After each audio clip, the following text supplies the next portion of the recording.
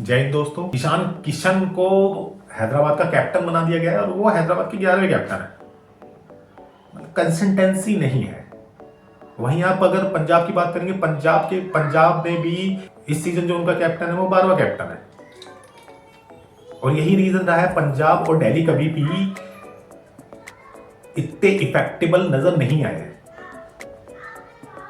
Final तक गए हैं लेकिन फाइनल तक अब एक भी ट्रॉफी नहीं जीत पाया 18 सीजन में से। तो वो प्लान ऑफ एक्शन जो आप एमआई की तरफ से देखते हैं, सीएसके की तरफ से देखते हैं, आरसीबी हो गया और केकेआर हो गया, एक कैप्टन 4-5 साल कम से कम कैप्टनसी करता है और आगे के प्लान ऑफ एक्शन इनके रेडी रहते हैं कि अगर ये कैप्टन जाने वाला है आगे 1-2 साल में तो हम इस कैप्टन को रेडी करेंगे, जैसे आरसीबी ने किया, जैसे सीएसके ने किया धोनी के जाने के बाद, विराट के जाने के बाद। तो वो चीज इनमें नजर नहीं आती है और यही रीजन है कि वो थोड़ा सा इनको बैकफुट पर डाल देती है। और ये सेकंड टाइम है कि आप जितने भी कैप्टन देख रहे हैं वो सारे के सारे इंडियन होंगे आईपीएल में। 2019 में ऐसा हुआ था कि जितने भी कैप्टन थे वो सब इंडियन थे और उसके बाद 2026 this is the second time in IPL. इतनी इंजरी हो चुकी है इस आईपीएल के स्टार्ट होने से पहले कि अगर आप एक इंजरी की लिस्ट निकालें तो प्लेइंग 11 आप पूरी इंजरी से ही बना सकते हैं। और एग्जांपल जैसे कि हर्षित राणा, पथिराना और आकाशदीप, तीनों केकेआर से 3 प्लेयर ये हो जाते हैं। नंबर 4 पर पैट कमिंग और जैक एडवर्ड, दोनों हैदराबाद से। मोस्टली जो डैमेज हुआ है इन दोनों टीमों को हुआ है, तो टोटल 5 ही हो जाते हैं। उसके बाद छठे नंबर पर अगर मैं देखता हूं तो छठे नंबर पर हैजलवुड, 7 पे नेथन एलिस, 8 पे स्टार, 9 पे अथर्वा, 10 पे लोकी फर्गूसन भी अभी इंजर्ड हैं। तो अभी पंजाब के लिए किस तरीके से खेलेंगे वो अभी रूल्ड आउट तो नहीं हुए, लेकिन खेलेंगे। अभी किस मैच में आते हैं वो देखने वाली बात होगी। और नंबर 11 पर सैम करन एक बड़ा नाम है, अच्छे ऑलराउंडर थे आरआर के लिए, जहां उनका पेस बॉलिंग थोड़ा सा खत्म होता नजर आ रहा था। वो डेथ में भी बॉलिंग अच्छी करते हैं, स्टार्टिंग में भी, और बेहतरीन ऑलराउंडर है, लेकिन वो भी रूल्ड आउट हो चुके हैं। तो अगर आप इंजरी की लिस्ट देखें तो 11-12 मेन प्लेयर हैं। ये कितने अच्छे प्लेयर्स हैं सारे, और ज्यादातर ये ओवरसीज प्लेयर हैं और सबके सब फास्ट बॉलर। ये कमाल की बात है कि सब फास्ट बॉलर बाहर है।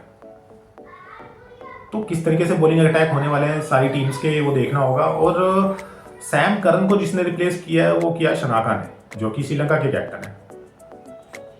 शनाका अनसोल्ड थे और ये कुछ नया नहीं है उनके लिए। 2023 में अनसोल्ड रहे, 2025 में अनसोल्ड रहे, 2026 में भी अनसोल्ड रहे, लेकिन सारे मैचेस खेले हैं वो। 2023 में जब अनसोल्ड गए थे, केन विलियमसन अवेलेबल नहीं हो पाए थे जीटी के लिए, उनको उन्होंने रिप्लेस किया। 2025 में फिलिप्स अवेलेबल नहीं थे जीटी के लिए, वहां उन्होंने रिप्लेस किया। और 2026 में सैम करन आरआर के लिए अवेलेबल नहीं है, वहां पर वो रिप्लेस कर रहे हैं। और ये पीएसएल छोड़ के आ रहे हैं। मुजरवानी भी पीएसएल छोड़ के आए हैं, और भी बहुत सारे प्लेयर हैं जो पीएसएल छोड़कर आईपीएल खेलने आए हैं।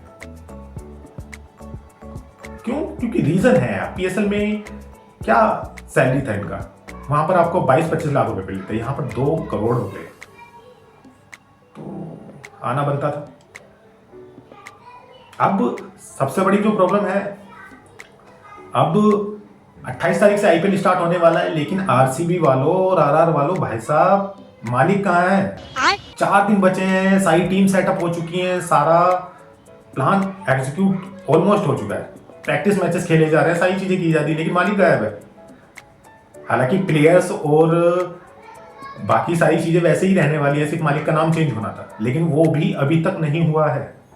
तो मालिक को खोजो भाई पहले, उसके बाद फिर 28 तारीख से मैच स्टार्ट करें। उसके बाद पीएसएल पे आते हैं। पीएसएल स्टार्ट होने वाले 26 तारीख से 2 दिन दूर है, लेकिन पीएसएल के साथ प्रॉब्लम क्या है? पीएसएल के साथ सबसे बड़ी प्रॉब्लम है कि उनके काफी प्लेयर जो हैं वो छोड़ के जा चुके हैं आईपीएल की वजह से। इतनी इंजरी होने के बाद आईपीएल में जो अनसोल्ड थे उनको एज ए रिप्लेसमेंट लेके आया गया, और वो एज ए रिप्लेसमेंट कहां से उठ के आए? वो पीएसएल से उठ के आए, क्योंकि पीएसएल ने उन्हें खरीद रखा था। अब जब आईपीएल ने ऑफर किया तो पीएसएल को टाटा बाय बाय किया उन्होंने और आईपीएल में आ गए। एकदम इन्होंने वक्त बदल दिया, जज्बात बदल दिए, जिंदगी बदल दी। ओ भाई, मारो मुझे, मारो मुझे, मारो नहीं, ये मजाक हो। तो इनके पास बाहर के बहुत ज्यादा प्लेयर नहीं बचे हैं पीएसएल के पास। सबसे बड़ा प्रॉब्लम इनके साथ ये है। दूसरा, इनके साथ जो प्रॉब्लम है वो है ईरान और इजराइल और यूएसए के बीच में जो युद्ध चल रहा है। उधर ईरान ने जो भी यूएसए सपोर्टिंग देश थे उन पे हमला किया, जिसमें सऊदी अरेबिया भी आता है।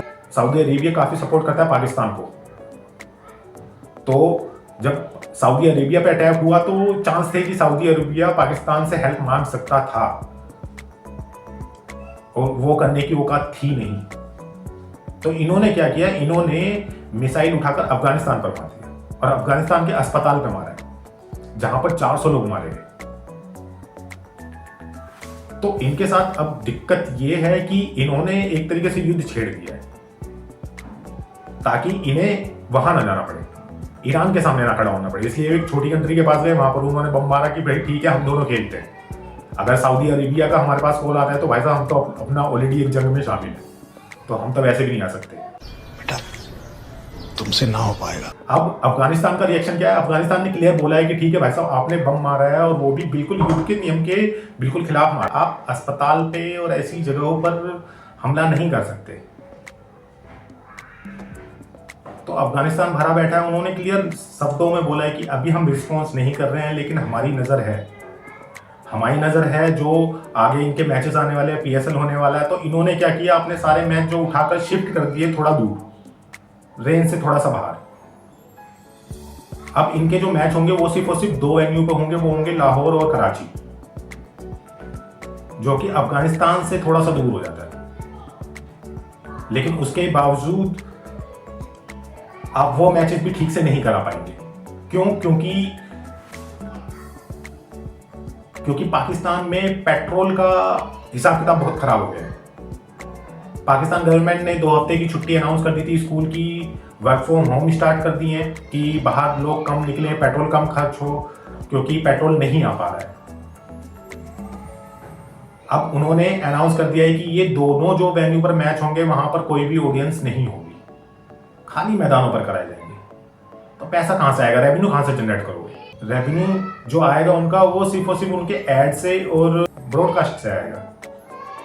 लेकिन क्या उससे इतना पैसा जनरेट हो सकता है कि आप पूरा पीएसएल ऑर्गेनाइज कर सके? नहीं, इतना नहीं हो पाएगा।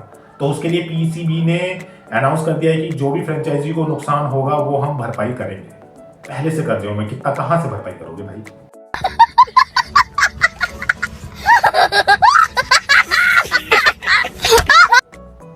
फिर से लोन मांगना पड़ेगा आपको, मांगेंगे, आदत है मांगने की।